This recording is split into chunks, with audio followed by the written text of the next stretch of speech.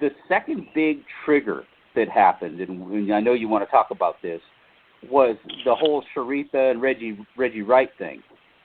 And we saw that there was some information that came out about that. Now, I will tell you that in Russ Poole's affidavit, he does state that he was told by Thaddeus Culpepper that Suge believed that Sherita and Reggie had been after him for years. So, I mean, that was in Russ Poole's affidavit, but that was never part of our press release. It was never something that we put out there like that. And one very clever newspaper in, it was a foreign country, I don't know which one. I mean, we got picked up by the freaking Nigerian press, so, after that, who knows where it goes. But, we got a very enterprising report came in, and they tied the story into an earlier interview that Russ Poole did with Vice, not Vibe, but Vice magazine, and back in like 2013 or 2014. And Russ had said that he had believed for a long time that Sherita and Reggie had something to do with putting a hit out on Suge. Now, even then, nobody said anything about Tupac. They just said that in the article, that Russ Poole did that. So they kind of drug in a whole nother piece of information from a different article and merged it with the press release stuff. So then you started to see that evolve, and a bunch more places ran with that one because that was interesting. And then suddenly it became that because the movie's Tupac Assassination, it stopped becoming about the plot to kill Suge. It became the plot to kill Tupac, and then you have Sherita and Reggie trying to kill Tupac. That was how the whole thing broke down. It was just craziness. Yeah. Well, I saw on TMZ her video where she was real. It seemed like she was real upset. What are your thoughts? Did you see the video? I'm sure you did. If so, what are your thoughts on her reaction? Her threatening to she did sue two and all videos. kinds of different things. Yeah. Well, she did. Listen, first off, if I had a dime for I've been doing this 10 years. If I had a dime for everybody who said they were going to sue me, I'd be a rich man. Okay, I'd stop doing DVDs because I could just make money off all the people who said they were going to sue me and never did. She made two videos actually. She made the one where she's sitting on the couch, and I gotta commend TMZ and Sherita on their production quality because they were, you really couldn't do better than a homemade selfie, really. They couldn't have just asked her to come into the studio or something, but she made two of them. One where she was sitting on a couch, and then she did another one on TMZ Live the next day where she was in her car doing this video in her car while she was sitting in her car. And she said in the video that she was sitting in the car, she said, well, if you want to talk about me trying to kill Suge, that's one thing, but don't try to accuse me of trying to kill Tupac. And I was like, wow, really? That's where you're going with this? They posted TMZ posted the what I call the couch video. They posted that on their video clips, but on they have rebroadcasts of their live shows. And if you go through there, one of the guys that got the dreadlocks is wearing the red shirt when they were doing the interview. And, they were talking to her, and the two guys on TMZ, they were actually talking to her live, like a live broadcast. And they were saying to her, how are you responding to this? And she's like, well, I called Reggie, and he's just laughing about it. He's laughing about the whole thing. And they looked at her, and they got a real serious look on her face, like, oh, why are you laughing about this? This is pretty serious allegations. Why are you laughing? And they're like, well, because we've just been hearing this for 20 years, and we're just tired of hearing it. But we've been hearing it for 20 years, so it's kind of a joke to us. And the guy at TMZ is like, well, it wouldn't be a joke to me.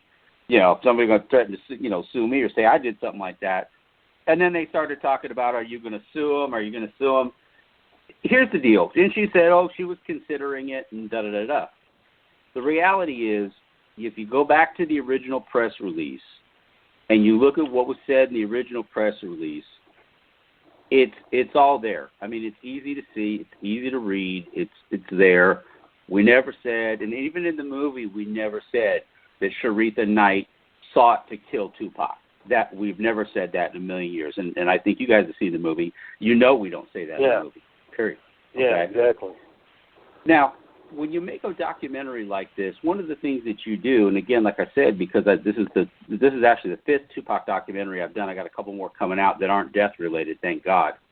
But in doing these ones about the documentary, one thing we've been very cautious of in making the movies is to let people formulate their own opinion about things. You know, I don't want to be the guy that comes out and just tries to club people over the head.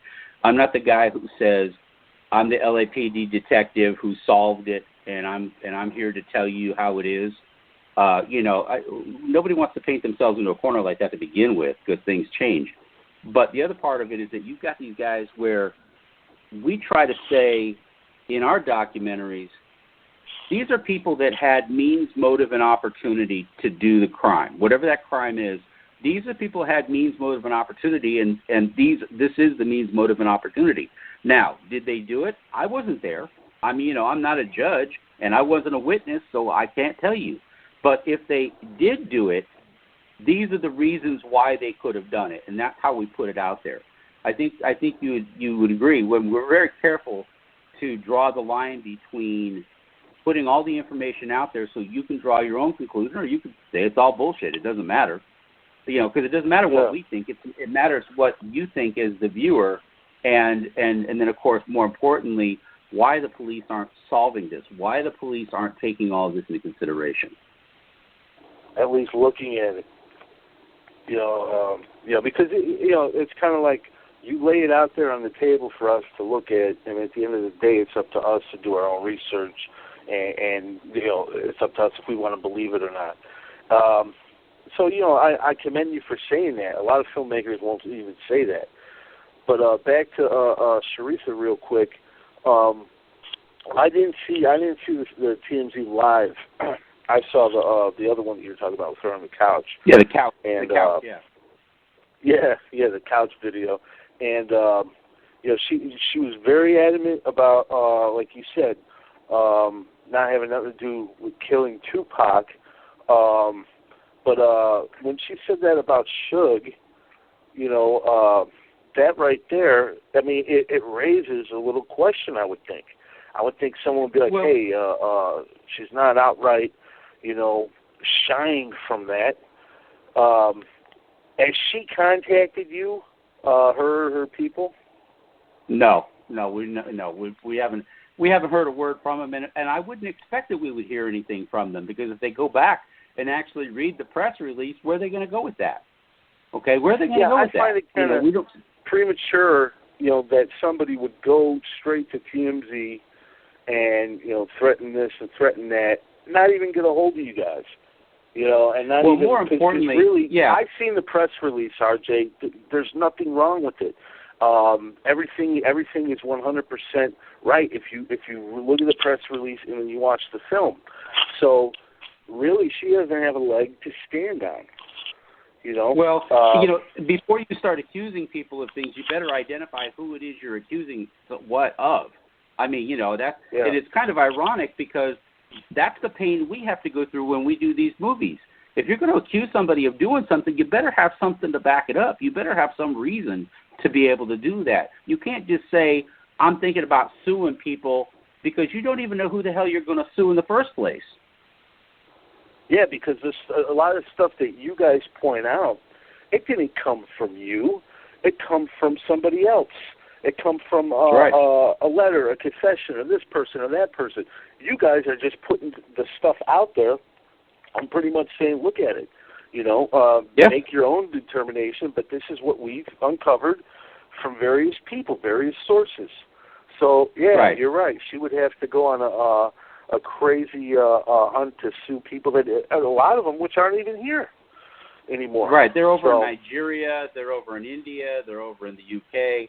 It's like, if you really want to blame people and say you're going to sue people that said you tried to kill Tupac, okay, well, I wish you the best. I mean, it ain't me, so, good luck with that. But then when she sits there and she gets on her bandwagon and she says, that's just stupid, because Tupac was worth, so many $1 million, and he was recorded, he was worth so much. Why would I ever want to kill? He making money for the record. It was like a cash cow. Why would I ever kill him? Well, you're right. That's kind of the whole point of the movie, isn't it? Because that Tupac Tupac was making money for the record label. And, you know, something that Sherita conveniently forgets was that there was almost 200 songs already in the can the day that Tupac got shot. Okay? So don't be pretending to me like if you didn't manage that right, that you couldn't have put out 5 or 6 more albums posthumously. I mean, the estate did. If you're running Death Row Records and you have access to 200 unreleased Tupac songs, you can't make 4 or 5 albums out of those? Really? So, I mean, you know, this is how flimsy the argument is. But this is, again, because somebody jumped on TMZ. They were angry. They were emotional. And when you're angry and emotional, you say a lot of things that you probably shouldn't or don't want to say. Yeah. Yeah, exactly. You know, I mean, I give her a pass. She's got kids. I mean, you know, she says, hey, I got kids, and they've been hearing that, you know, Suge Knight, you know, killed Tupac, or your dad's a killer, and, you know, you killed Tupac. Now I got to hear this, and I got kids. Well, you know, I'll tell you something. Frank Alexander had kids too. When they were trying to blame him and scapegoat him for the things that happened that night, which were really not in his control, he had kids too. How do you think those kids felt? You know, Michael Moore had kids. Michael Moore's security guard, he had kids. You know, he's dead now. Frank's dead. How do you think their kids feel? You know, I think a kid's going to feel a whole lot worse if their parents are dead than they are that their parents, you know, somebody's accusing them of doing something they didn't do. You know, that's just my opinion. Yeah.